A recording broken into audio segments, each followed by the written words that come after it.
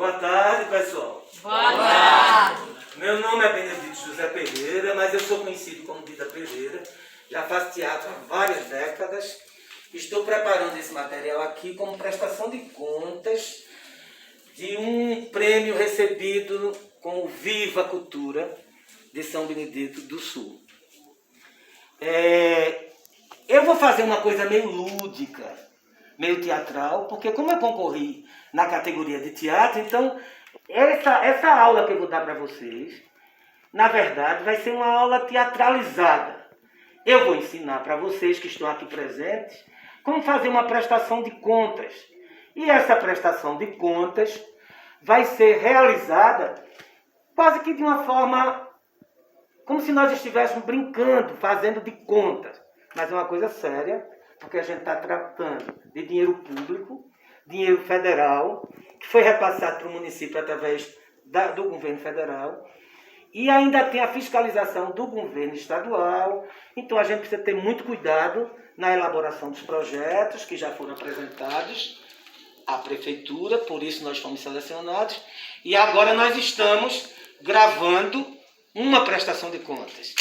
Então eu vou dizer para vocês, escriturando o projeto cultural para a lei chamada Cultura Viva de São Benedito do Sul. Que os deuses do teatro nos iluminem, que Tespes, o Baco, o deus do teatro e da fertilidade, traga para todos nós sabedoria. Já diziam que o teatro nasceu nas sociedades primitivas, que acreditavam que imitando e que se fazendo alguma coisa, nós poderíamos chamar os poderes sobrenaturais e controlar os fatos para sobreviver. Daí o ditado, para se fazer teatro, precisa ter fé. Só que não é uma fé comum, é a fé cênica. Ok? No seu desenvolvimento, o teatro passou a representar lendas referentes aos deuses e aos heróis. Então, as lendas povoam o imaginário coletivo. Nós, inclusive, aqui em São Benedito do Sul, temos muitas lendas. E utilizamos muitas dessas lendas para preparar trabalhos artísticos. E, através dessas lendas, discutir valores, crenças e a cultura de uma forma geral. No século VI a.C., em decorrência dos festivais e em consagração a Dionísio, o deus do vinho, das festividades, da alegria, e com Tespe comandando um grande grupo, ele gritou para todo mundo. Até então, não havia um teatro com diálogo. Havia uma procissão chamada Ditirambos, que era feita em homenagem ao deus Tespes. E aí Tespes, aliás, ao deus Tespes não, ao deus Baco, ou Dionísio. Dionísio para os gregos e Baco para os romanos. E aí Tespes teve a ousadia de subir no palco e perante toda aquela multidão, que era uma coisa religiosa, como uma procissão aqui de São Benedito. É como se ele chegasse na frente da igreja, ali no átrio da igreja de São Benedito, e dissesse, ele disse, eu sou Dionísio. Era como se eu dissesse lá na frente, eu sou São Benedito. Aquilo causou um grande escândalo, mas foi a partir daí que surgiu o teatro na Grécia Antiga. O teatro que a gente chama de ocidental e que hoje é considerado uma das maiores expressões artísticas, vamos dizer assim, porque ele é milenar. Se aqui existiu no século VI, antes de Cristo nascer, no Oriente existiu há 3.000 anos antes de Cristo nascer. E aí também era dedicada à fertilidade. Vejam que coisa interessante. Na Grécia, o teatro homenageia o deus Baco Dionísio, que representa a alegria e a fertilidade. Lá, no Egito, 2.400 anos antes, já se fazia também uma homenagem a Osíris e a Ísis, que era a esposa de Osíris. E Osíris era esse deus que também representava a fertilidade para os egípcios. Porém, antes disso, já existia expressão artística. Os homens primitivos nas cavernas, que ainda andavam assim, inclinados, feitos animais, quando faziam as suas pinturas rupestres, eles estavam fazendo representação mimética do que acontecia na vida deles. Então, o que é que a gente deduz? Que o teatro, na verdade, é uma coisa sagrada, dedicada à fertilidade e que surge para representar um espelho, vamos dizer assim, da cultura de um povo. É como se a gente apresentasse fragmentos sociais. O teatro medieval dos séculos V e XV, eles tinham um caráter religioso. Então nós tínhamos os miracle plays, os morality plays e os miracle plays. Eram então textos que falavam de deuses cristãos. E a igreja dava total apoio a esse tipo de teatro. Então, o teatro, na verdade, religioso, com referência cristã, começa a ser utilizado na Idade Média e depois vem Shakespeare com o teatro elizabetano. É quando é construído o primeiro prédio de teatro no Ocidente para apresentar as peças exatamente de William Shakespeare. Ok? Então, Thespis foi usado dizendo que o teatro representava quando se tinha fé cênica. A gente é usado porque a gente representa com fé cênica. E tem uma outra coisa que o teatro é muito importante nesse aspecto, que é com Osíris. Osíris era um deus. E ele sai do universo dos deuses para a Terra. E aqui na Terra, ele passa a ser mortal e começa a viver a tragédia dos humanos. Ou seja, todas as alegrias e dores do mundo estavam com ele. E é aí que está o grande conflito da dramaturgia. Só existe teatro se houver conflito. E aí o que é que ele fez? Ele não queria ser um deus como todos os outros. Ele transgrediu. Então o teatro, na sua natureza, na sua origem e na sua essência, ele é transgressor. Ele subverte a ordem para indicar novos valores. É por isso que o teatro tem medo, causa medo. Platão, Sócrates, Platão e Aristóteles são três dos mais importantes filósofos que nós temos no Ocidente. Né? Então, na Grécia Antiga, eles utilizavam o teatro para educar. Eles achavam que a arte, inclusive as artes marciais, educavam o homem para a sensibilidade e para as agruras do corpo. As artes para a sensibilidade, para o sensitivo, para o sensorial, e as artes marciais para a força. Por isso os grandes gladiadores romanos e gregos, espartanos e por aí vai. Era através dessa educação. Então o teatro tem uma função muito forte. Tão forte que naquela época os teatros eram construídos nas colinas para até 20.000 pessoas. Veja, com o tempo isso foi se fechando, porque o teatro educava e criava consciência, as pessoas começavam a questionar as coisas, e os poderosos nunca quiseram que as pessoas tivessem consciência a ponto de questionar o que eles estavam propondo para eles. Então o teatro foi ficando para uma elite. E quem era essa elite? A elite pensante. Então cabia a essa elite que governava o mundo, saber das coisas. Mas para os pobres mortais, não. Eles apenas tinham que servir. É por isso que o teatro hoje se transformou numa arte que poucas pessoas têm acesso a ela. São as pessoas ricas que têm dinheiro e podem pagar para ter acesso ao teatro. Mas antes o teatro era como um jogo de futebol. 17, 20 mil, 30 mil pessoas assistiam às apresentações nos grandes círculos atenienses e depois também em Roma. Ok? E ultimando, eu queria dizer uma última coisa para vocês. A lenda transformou o deus da fertilidade, Osíris, lá há 3.000 anos antes de Cristo, num ser de carne e osso. Do mesmo jeito como Cristo, dos mistérios medievais que eu falei. nos mistérios medievais, Mystery Play, Miracle Play, Morality Plays, Cristo é transformado também em uma pessoa de carne e osso, desce para a terra e é morto. Assim como Osíris foi traído e morto, que é um destino de homem, do humano, não é um destino de deuses, certo? Depois de morto, Osíris ressuscitou, assim como Cristo ressuscitou, e retornou para governar. Deus, Cristo, nos governa através de quê? Da igreja, da crença católica, do cristianismo que foi propagado através dos tempos. E Osíris, ainda hoje, é homenageado como um herói egípcio, assim como ele, a sua mulher, Ísis. E para fazer piada, é só chegar e fazer? Não. É preciso planejar. É preciso projeto. Para planejar, a gente precisa ter projeto.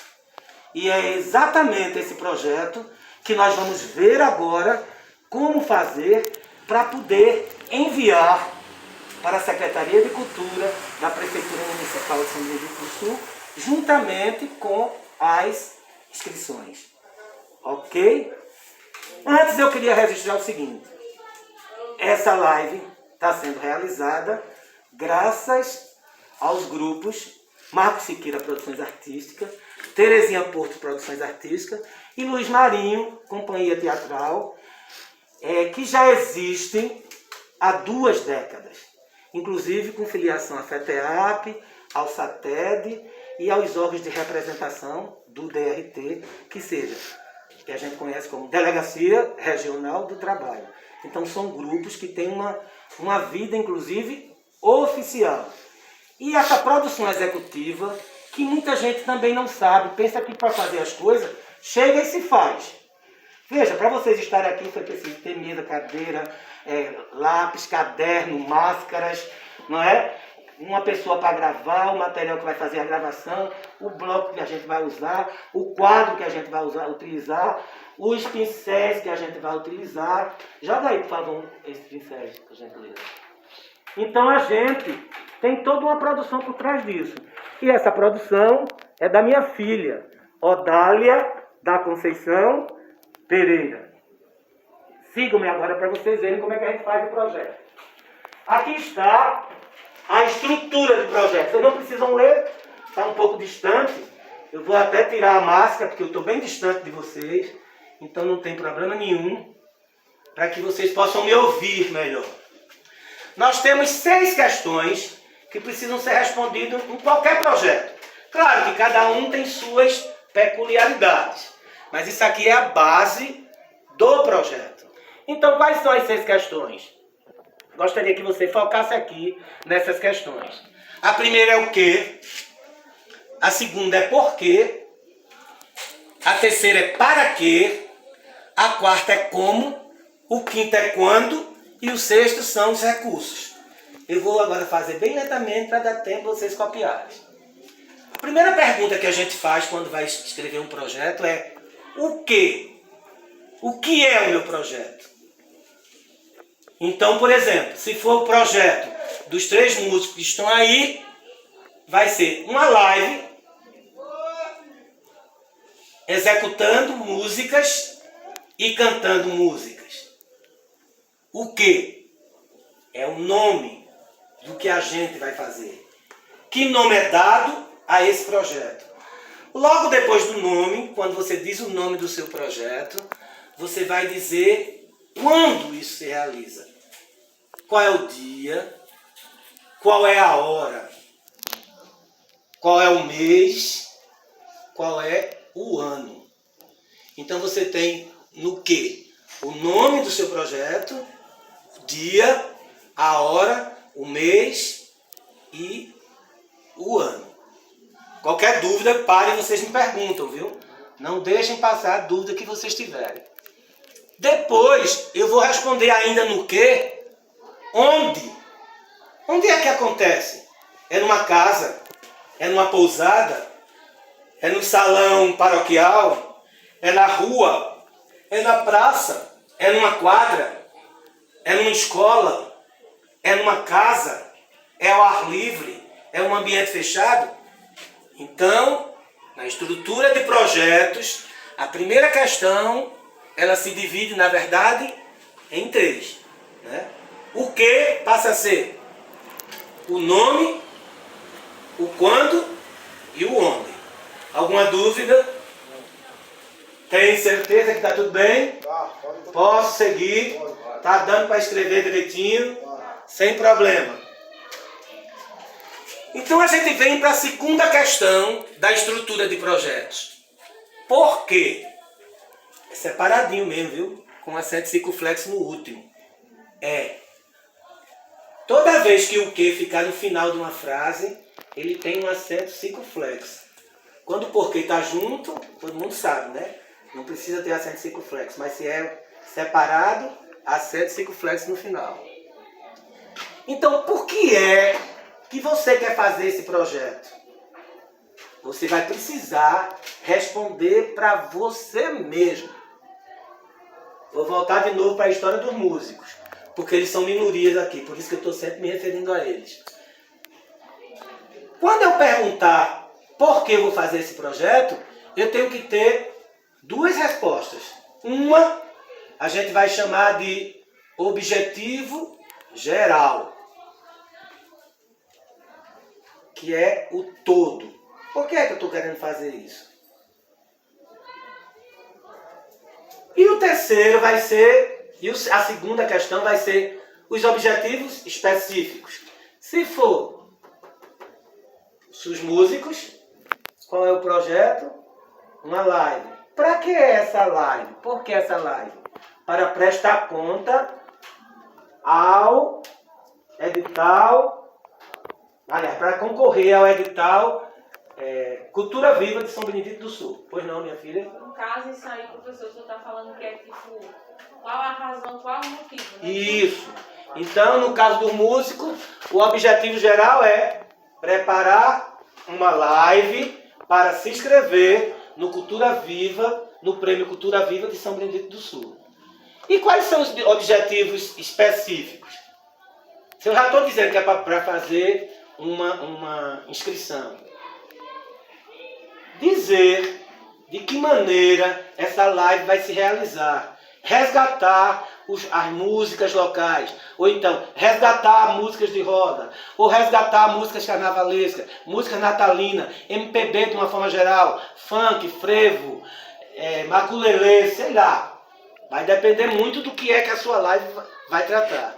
Então você vai ter que colocar isso nos objetivos específicos. Então, o objetivo específico é como se eu partisse, eu estou preparando isso para prestar conta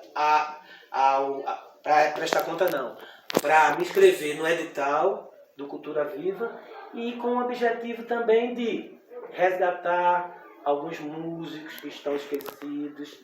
No caso específico, conseguir alguma verba para a manutenção desses músicos que estão desempregados e assim por diante.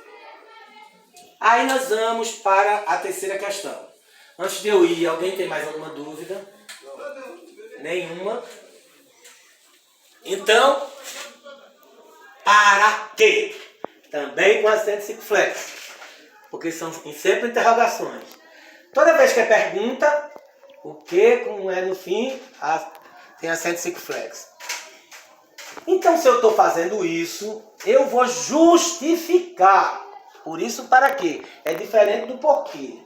Porque é o meu objetivo. Eu quero fazer isso porque eu pretendo isso. Né? Agora, para que você pretende isso? Aí você vai justificar. No caso dos músicos, novamente.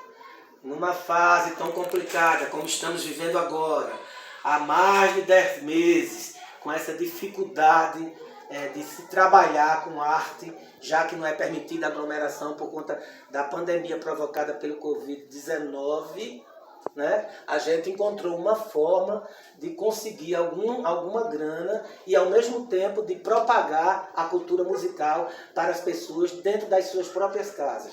Porque no aconchego do lar, elas vão ter acesso a uma música de qualidade que talvez não tivesse acesso em uma outra situação, até porque nem todas as pessoas se interessam por arte. Algumas sim, Mas a maioria não. Como eu acabei de dizer ali, hoje a arte é uma coisa para poucos. De poucos para poucos. Né? Não é como futebol, não é como o esporte, que é uma coisa grande. Muita gente faz, muita gente pratica e mais gente ainda tem acesso a essa prática esportiva. No caso da arte, cada vez mais, menos pessoas fazem e cada vez mais, menos pessoas assistem. Né? Por uma série de questões culturais, de preconceito e tudo mais.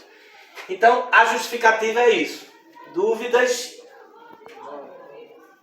Vocês estão tão bonzinhos, parecendo os cordeirinhos. Todo mundo é um povo inteligente da gota. Eu gosto disso. Povo inteligente que sabe o que quer, não tem pergunta nenhuma, não tem dúvida. Depois eu quero ver os projetinhos todos prontos para vocês darem entrada lá na prefeitura para poder concorrer ao prêmio, viu? Não esqueçam disso. E aí vem a quarta questão. Como? Como o quê? Não é comida não, viu, gente? Como? Como é que esse projeto vai acontecer? Como é que isso vai realizar? Professor, aí tem um sistema disso aí, a estrutura do evento, né, tal, A estrutura do seu projeto. No caso eu realizo,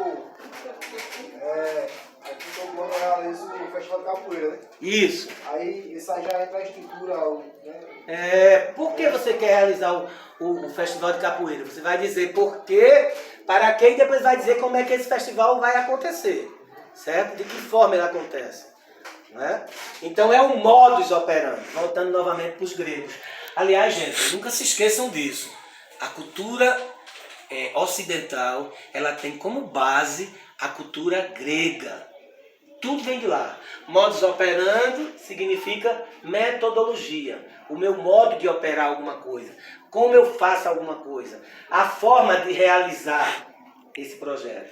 Se for o caso dos músicos, novamente, eles vão dizer, num determinado dia, numa determinada hora, se juntarão 3 músicos e convidarão 3 técnicos para botar som, botar luz e gravar a nossa live, enviando esse material depois para os lares de todas as pessoas que têm acesso às mídias sociais. Então esse seria o modus operandi, a forma de realizar. Ok? Dúvida nenhuma? Tá povo bom da gota, eu gosto assim. E finalmente vimos ao quinto.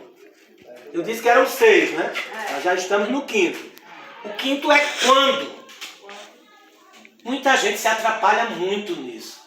Porque acha que o evento é só aquele dia. Como as pessoas que acham que não tem produção por trás de qualquer evento.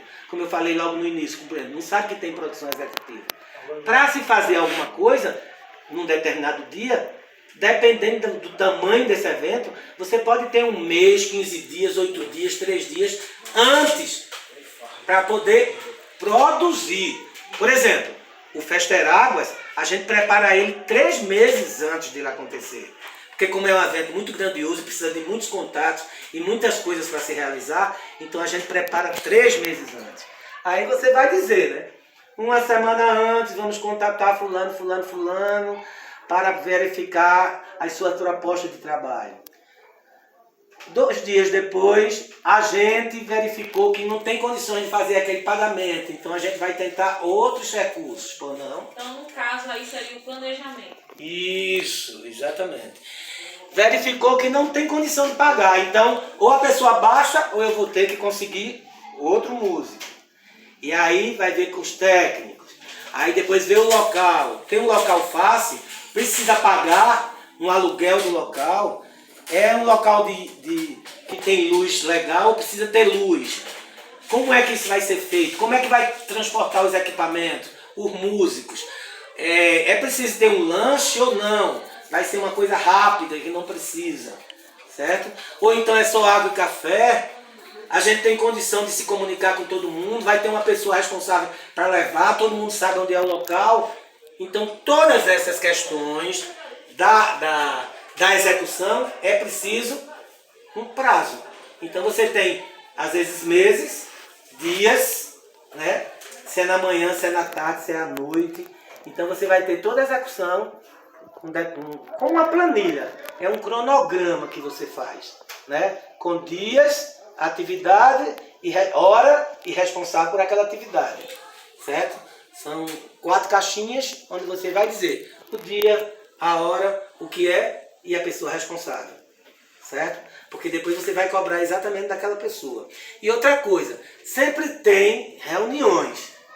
Então você vai ter uma reunião antes de começar a criar o cronograma e uma no meio, outra no final, no meio para ver o que é que está faltando, quais são as coisas que estão pendentes, o que tem que ser apressado. E no final, para saber o que funcionou e o que não funcionou. Porque no próximo projeto, o que funcionou você ratifica e o que não funcionou você retifica.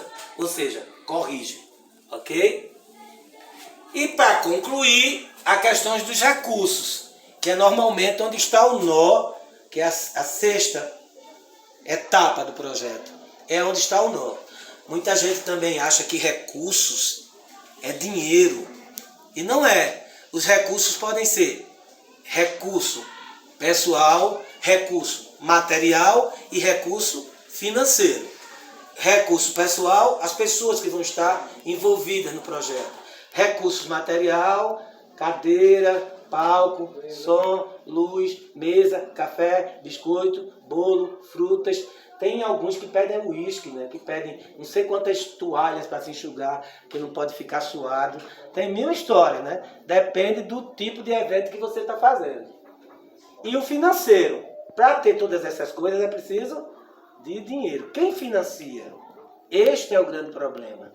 Por isso que a gente sempre luta para a gente conseguir financiar os próprios projetos, para não ter problema depois de cobrança. Ou então você não ficar obrigado a fazer exatamente aquilo que o seu patrocinador quer que você faça. Porque senão a arte, como eu falei no início, ela é transgressora. Ou seja, ela corta o que é normal. Ela vai de encontro ao que as pessoas exigem. Ela vai fazer o que para ela é interessante. Mas quando você é subvencionado, quando você recebe um patrocínio, você tem que fazer exatamente o que o patrocinador quer.